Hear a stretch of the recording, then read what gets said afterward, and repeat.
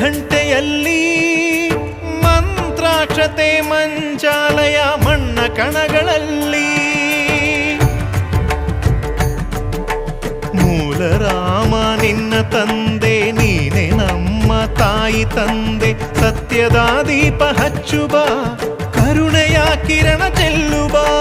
ರಾಮನ ಸಾರ ತುಂಬುಬ ಹನುಮನ ಶಕ್ತಿ ನೀಡುಬ ಬೃಂದಾವನದಿ ನೆಲೆಸಿದ ಪೂಜನೆ ನಿನಗೆ ಶರಣು ಶರಣು ಶರಣು ಗುರು ರಾಘವೇಂದ್ರ ಶರಣು